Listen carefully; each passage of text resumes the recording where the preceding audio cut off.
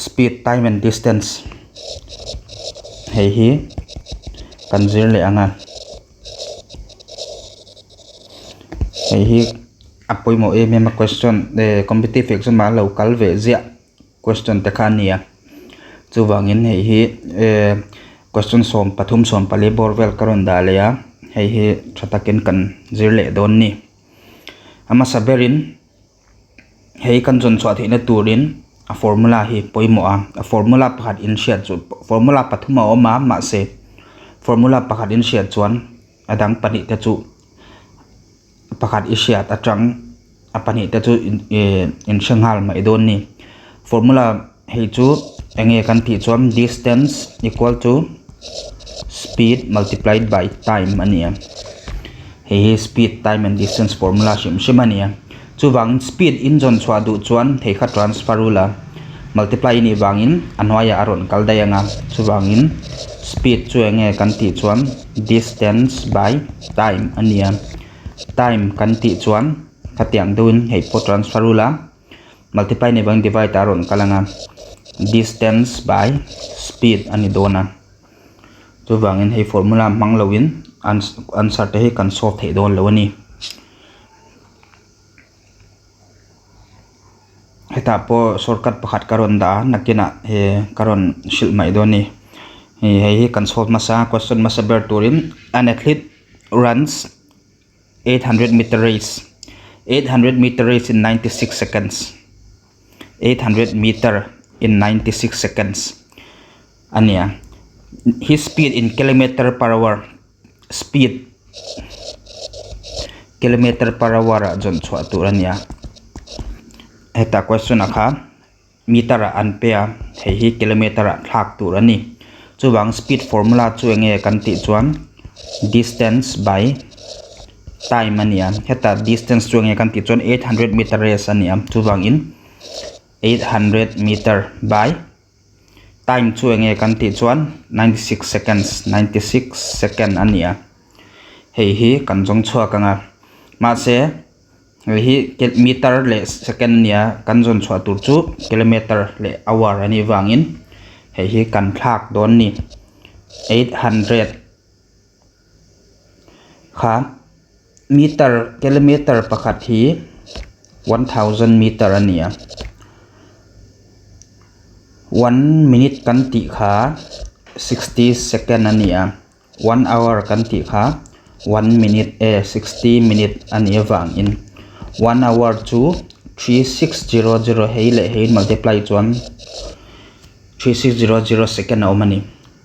chu wangin atlem atang meter le kilometer in compare chuan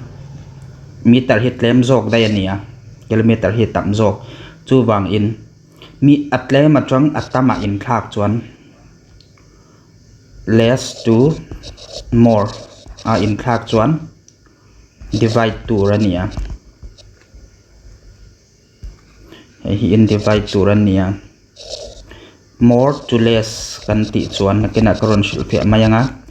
multiply tur ani hi shiat tur ani heta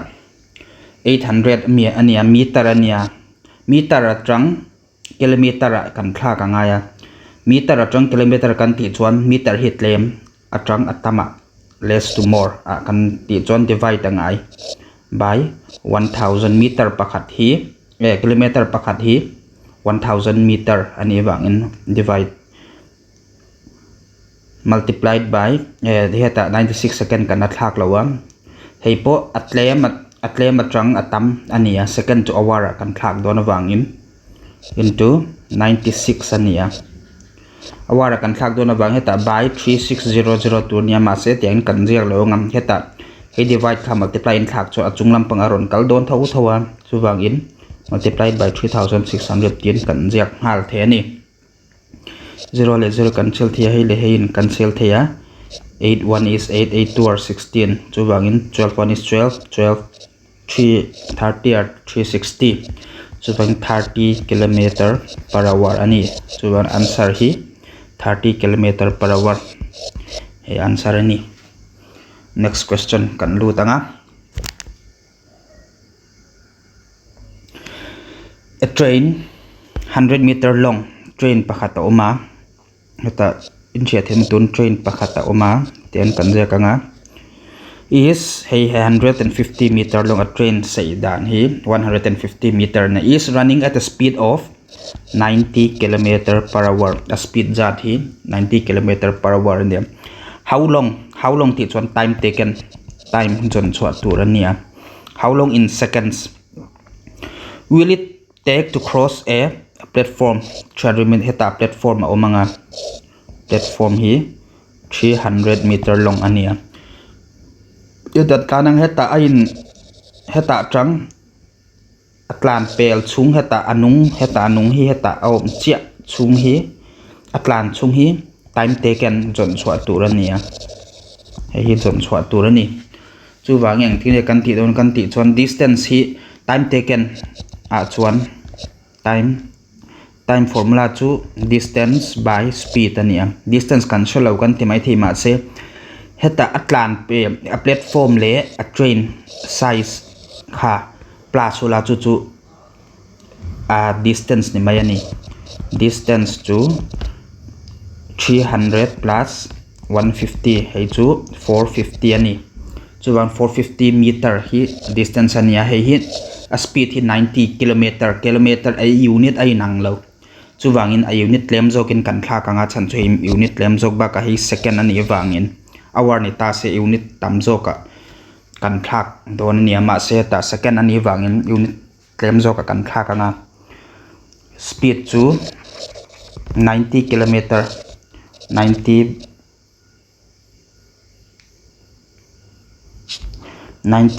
kilometer per hour ania hei chu 90 kilometer by hour ti na nia kilometer pakhat hi sangkhat ani wangin kilometer pakhat hi sangkhat meter ni wangin 90 multiplied by atam atrang atlem ani chon multiply to ti na chunga ka ziak to a chu wangin 1000 meter ani to anga he hour per second and thak don chon 3600 second ani don ni chu wangin he hi a speed zat ania kan sil thenga 00 91 is 9 19 are 90 94 are 36 ania 22 are 4 25 are 10 25 are 10 chu wangin 25 meter per second in atlan ti nani tu na hei kan jong to anga meter ani to a 450 distance ka 450 speed kha 25 ania 25 5 are 25 5 9 are 45 ania 5 1 is 5 5 8 are 40 chu wangin answer chu 18 meter per second 18 second chawani second chu wangin 18 answer hi option number 3 ani atiang dawin heta question dang awmanga a train of 300 meter length train pakhat awm le a hi 300 meter ania passes a pole pakhat heta pole kan tit electric post poni thei heta pole pakhat a pass zo nu cha what is the speed of the train a pole hi in 15 second a time taken kha 15 second ania 15 second ania 15 second in a pass ti na ni mai ani what is the speed a speed hi jon chwa turani chuwang speed formula chu distance by time ma se distance chu kan shem kan ti chon heta pole ni china heta platform chu a in ziaka pole kan ti chuan negligible pole chu negligible ani chu wangin hei chau a train size chau hi distance in kan mang the ani negligible a chan chu pole pakhat chu tlem lu tu wan meter po centimeter pani pathum bak po ni don lo chu wangin hei kan neglect the ani 300 meter and a distance hi 300 ania by time chu enge kan ti chon 15 ania 15 to 30 chu wangin 20 meter per second ani ma se answer hi in and chuan kilometer per hour hi rena in jaka chu wan hi kan change le don ni 20 meter by second ti na nia atle matrang atam kan ti chuan divide tur kati to a chu wangin 20 by 1000 multiplied by second 1 second ti na nia 1 ta second hi hour in thak chuan multiplied by 3600 ni turani chuwang hei le hei in cancel vek theya 0 chu chuwang 36 multiplied by 2 chu 72 kilometer per hour ani to don ni chuwang in answer chu option number 1 72 kilometer per hour ani. Next question kan du tanga. A train passes a 60-meter long platform in 20 seconds, and a man standing on the platform in 16 seconds. What is the speed of the train? Atia. Train pakhat in. Data. Train pakhat in.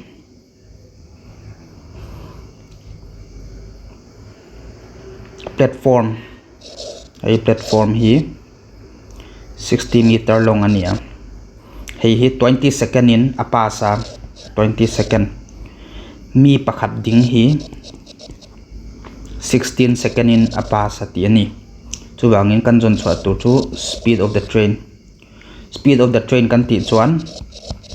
the question mark kan pengal speed chu enge kan ti chum distance by time ania. A distance kan share kan ti chuan hei train length kha kan shelawa chuwangin distance chu enge kan ti chuan train length x kan ti topanga x plus 60 kan ti mai don ni speed distance kha a time taken ai nang lo ve via ma se train pakhat ani awangin train ai nang ani wang a speed chu ai nang don ani speed inang don ka ti chu a platform apel speed le mishing pakhat ding apel speed hi ai nang don ani chuwangin platform pakhat speed kha 60 x plus 60 by time taken to 20 second ania equal to x plus 60 by 16 mishing ani wangin hei hi kan neglect the ni a platform hi x chau kan ti thei don ani ka soyom ja chu hei chu speed of train ania hei po speed of train ani ma se thil pani an soyani achan chu platform po asoya platform hi 20 second in a pasa machine pakhat ding chu 16 second in a pass ati ani train in ma se a train ai inang ani wang in speed of the train ve apani in ma se machine heta platform ani hei machine ani wang ai nang lo ti wang a distance ai nang don lo ti wang chawaniam a second point nang dolo ma se a speed chu angai reng don a chan chu train pani ni lon train pakhat chaw ani awangin chuwang ai equal in kan na the ani heta chang x kan jon chwa thei chuan har sam to don lo etan hoi lampang ve hi kan cancel thia 4 4 are 16 4 5 are 20 ania kan cross multiply anga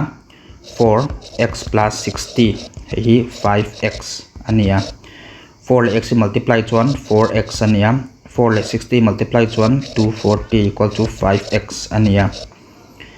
hei in transfer chuan plus chu minus in ron thlakanga 240 equal to x 5x minus 4x to x ni mai ani chuwangin x kha enge kan ti chuan length of the train ania hei x kha 240 ti na ni a length train kan shiat chuan mishing heta ding omma wangin a speed hi kan shadon ni hei pani ve in mang thei pani jok kha in mang the ania hei hi aman plus te am lo wang nei kan mang jok anga x by a speed of a train kha kan jon chwa tu ni wang distance by speed aniam distance to 240 by 16 aniam 4 4 are 16 4 6 are 24 4 1 is 4 4 5 are 22 wang 15 meter per second ania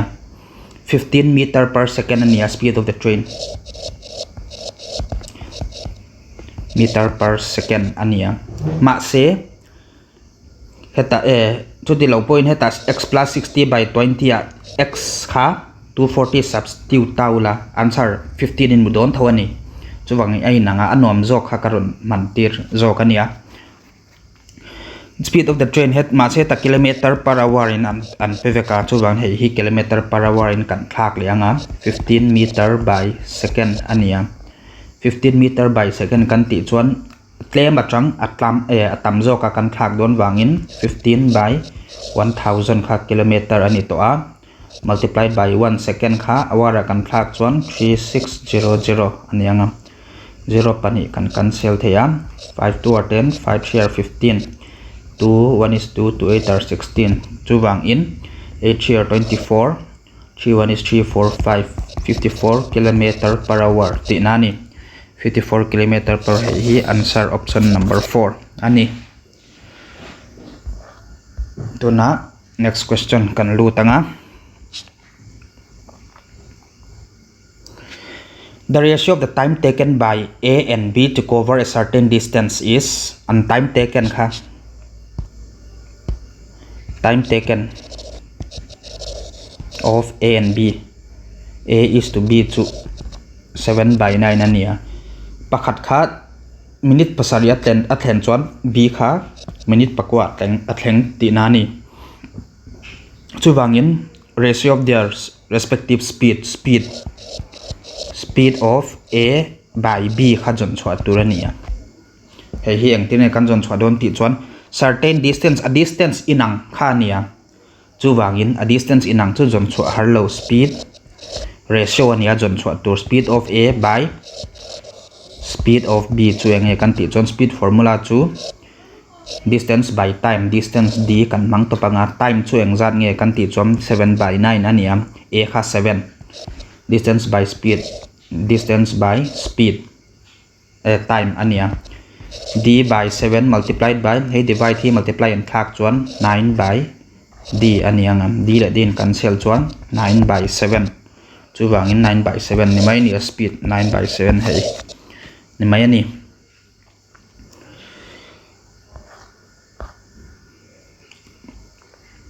the speed of a train 18 ti 118 kha engma soina ni lo train ming ani zo ka a speed kha 180 kilometer per hour ania the distance covered by it in 10 second kan ti chuan time ania 10 second in auma chu wangin the distance covered ati wangin distance zon chwa turni distance formula chu enge kan ti chuan speed multiplied by time ania mase a unit in en chuan kilometer per hour second ania eta kilometer answer a enula meter theory 9 jaka chu wang khoi nge meter a hi atamatrang atlema thak tu na mai ni heta kan thak nga langa 180 multiplied by 1000 by 3600 ania 0 le 0 kan cancel anga 18 1 is 18 18 2 are 36 2 5 are 10 chu wangin 50 meter per second ani atlan dan as train kha chu wangin hey formula speed multiplied by time kan mangam 50 multiplied by 10 to 500 meter per second ni mai ni answer option number 2 next question kan lu tanga how many minutes does Shyam take to cover a distance of 500 meter if he runs at the speed of 30 kilometer per hour minutes does a distance kha engzange kan ti chuan 500 meter and if he runs at the speed of 30 kilometer per hour ania heipo in en chuan meter ania kilometer hour ania how many minutes tia minutes at thak tur heipo meter a thakula he kilometer po meter a in thak chuan answer hi nuam jok don ni chu wangin 330 multiplied by meter kilometer kha meter in thak chuan 1000 by hour kha second a thak tur ni lo achan chu minute ani wangin second a minute second a thak lo tur minute a ni chuan 60 minute dakar khat kha 6 minute som ru kan ni wang ani 0.032 or 6 to 500 chu wangin 500 meter per minute ti na ni mai ani a speed chu wangin tuna time taken minute kan ti chuan time taken ania time kha engzani kan ti chuan distance by speed ania distance kha 500 ania 500 ani wang speed po 500 ania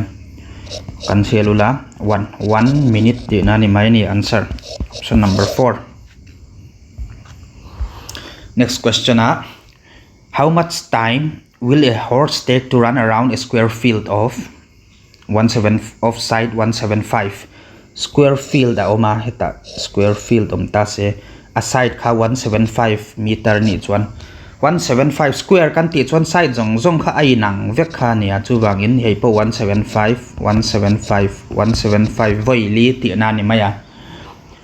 hei hi how much time taken zon chwa to a distance to enge kan ti chuan 175 voi li point plus thei ni lo 175 multiplied by 4 po in ti the ni 5 4 20 2 in hand 7 4 20 29 30 3 in hand 4 4 5 6 7 700 meter ti na ni maya 700 meter a speed chu enge kan ti chuan speed kha 15 kilometer per hour in an pe a how much ta heta second in an pe box ya chu wangin hei po hour kha second at thla ka ngai kilometer po unit ai nang lo shima chu wang kilometer po meter in kan thla ka nga 15015 multiplied by 1000 by hour is second kan thla chuan 3600 ani 5 3 are 15 5 1 is 5 5 until theilowa 3 5 are 15 3 1 is 3 3 2 are 6 2 6 are 12 2 5 are 10 chu wang in 25 by 6 ani 25 by 6 meter per second ani to a tu na unit hi nang to a time taken ania time distance by speed ani wang distance to 700 meter 700 by speed to 25 by 6 ania hei chu 700 multiplied by divide hi multiply in thak chuan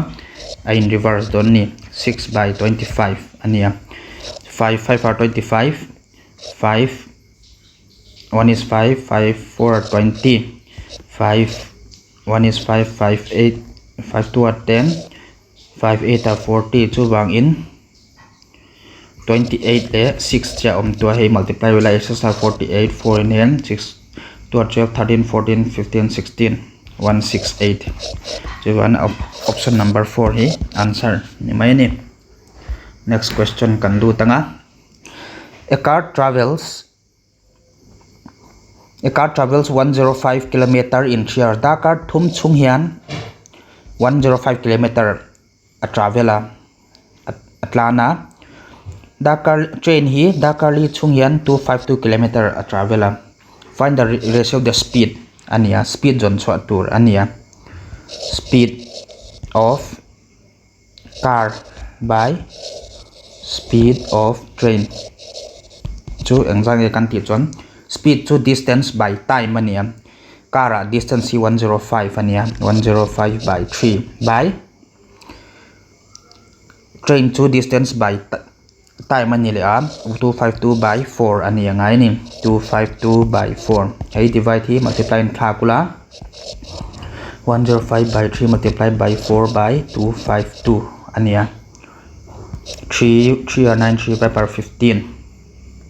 4 6 are 24 4 3 are 12 ania chu wang in tuna 35 by 63 ani to a 35 by 63 kan ti chuan 7 in kan la cancel thei 7 5 are 35 7 9 are 63 chu 1 5 by 9 hei chu 5:9 ti nani chu ang answer to option number 4 ani. Next question kan lu tanga a person covers 700 meter distance in 6 minutes. What is his speed in kilometer per hour? Speed in kilometer per hour. Chu wang in kilometer distance hi 700 meter ania.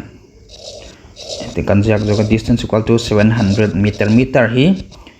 kilometer thak angai chan chu kilometer per hour ani wang in 700 atlem atang atam chu divide to by 1000 ania. Hei chu 0 le 0 cancel 7 by 10 kilometer ani to speed time kha engzani kan 6 minute ania minute kha hour thak chuan atlem atang atam an ni le a chu wang in 6 by 60 3600 ni don lo ni chan chu hi second ni ta se 3600 tur ania 16 or 60 chu 1 by 10 minute ani don ani chu wang tu na speed kan jong chua ka nga speed chu distance by time ania distance chu 7/10 ania by time chu 1/10 ania hei divide hi multiply kan thla ka nga 7/10 multiplied by in reverse anga 10/1 to 10 chu wang answer chu 7 km/h option number 3 ani 600-meter long train is running at a speed of 30 km/h. The time in seconds in which it would pass a man standing near the railway line atia train hi 600 meter ania eta mi mishing pakhat adinga hei kha a speed 30 km/h in a speed ania chuwang da minute second engzatin nge hei tlan pel don heta train nungaum chia don ti khania question eron zo hi hei hi nichen ami nen ai nang thowa distance time taken jon chwa turania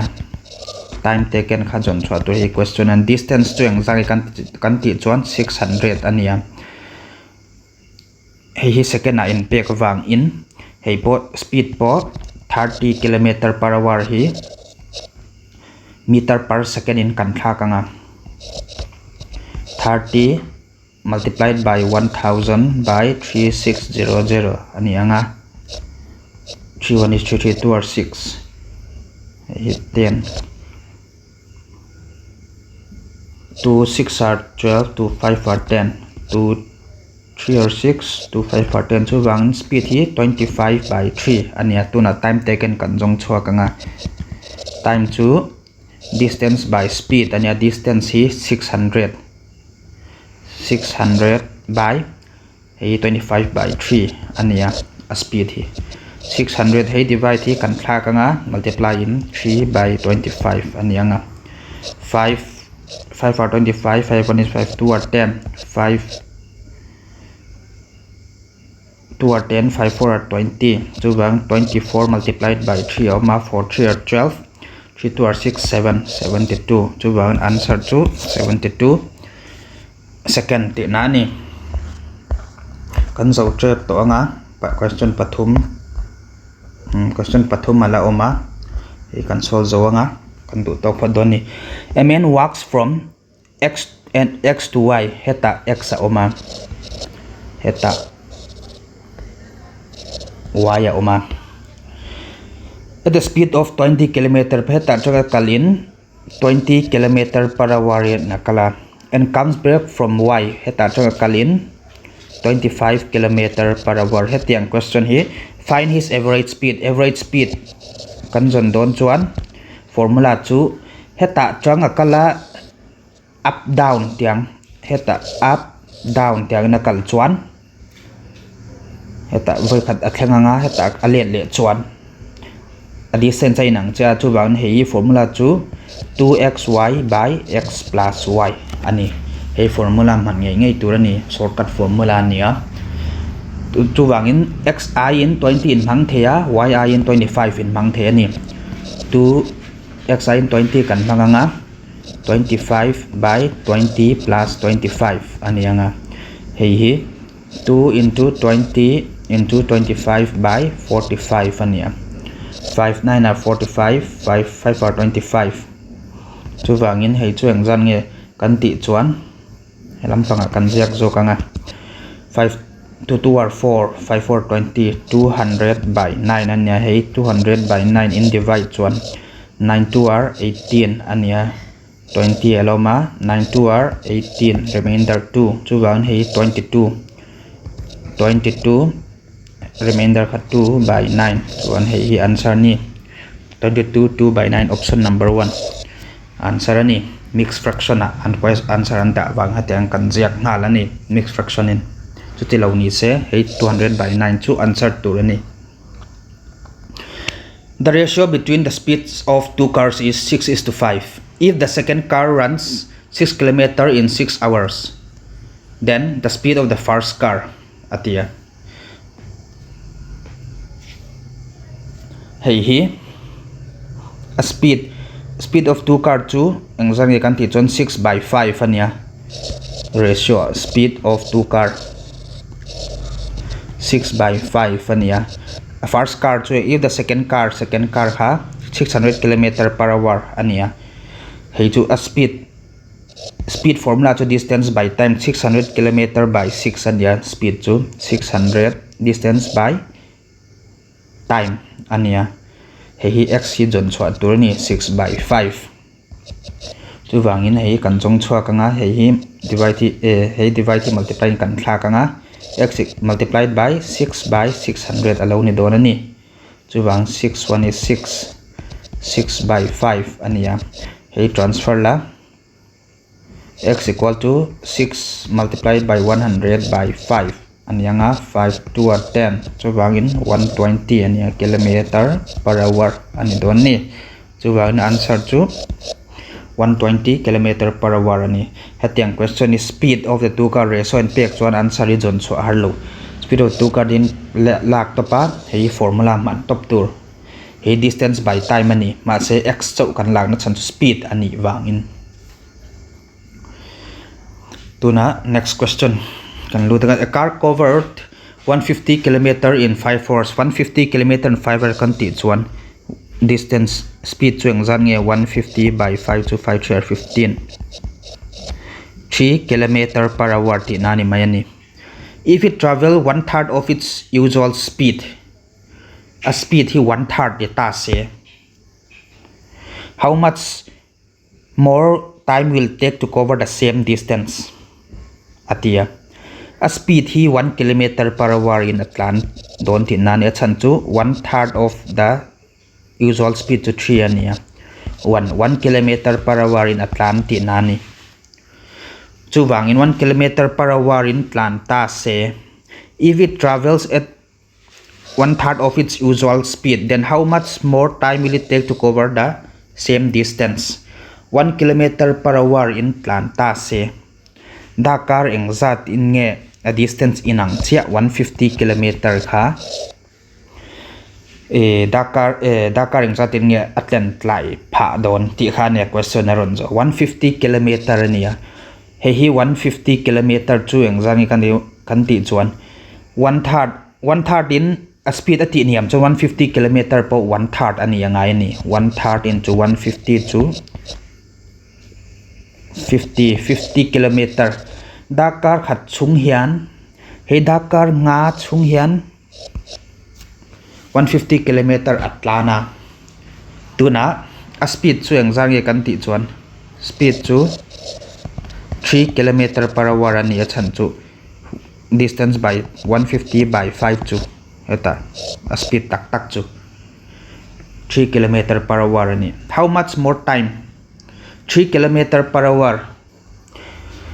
hemon hi 30 ni zok tur ni 30 km/h tur ani achan chu heta zero pakhat ka mai wangin 30 km/h in atlanto ti nani chu wangin 150 a time taken kha hei kha 1/3 a atlanin 30 km/h ama hian 50 km/h atlan kha tuna 30 km/h in atlan ti nai 1/3 of its usual speed ani chuan chu wangin hei kha ni ta 1/3 3/15 ania 150/5 30 150/5 hi a speed ania ma se hei hi 130 km hei hi 1/3 ni ta se engzan nge ni don ti kha nia 30 10 km/h in atlan ti nani mayani 10 km achan chu hei hi 150 km a distance diktak hi 150 km nia a time taken hi 5 hour ania chu wangin a speed chu 150/5 chu 5 3 or 15 ania ma se km/h ania ma se if it travels 1/3 of its usual speed ti ba 1/3 chu engzan nge kan ti chuan 3 10 or 30 10 km/h in atlan ti nani mai ni 10 km/h atlan ta se distance inang chia how much more time acha atia 150 km hi speed a speed hi 10 ni ta seng zan nge ni dom kan ti chuan 15 speed ni lo time taken hi speed 10 hi speed ni bang time taken hi 150 by 10 ania hi chu 15 hours alut don ani 10 km/h in tan ta se ani chuan 15 hours ania ama yan 5 hours hi 5 hours ania tuna 15 hours ani chuan question ni how much more time will it take to cover ati bang how much more time dakar 15 minus 5 chu 10 ania chu bang dakar som in ain thau chu ban hei how much more time will it take to cover te kha dakar som ti na ni chu ban answer chu option number 3 ani hei kha atiang thleng ani anga nakina po hei aya poimo jok te po kan solve lenga he voina kan ti thei kan solve te atiang thleng ani kalome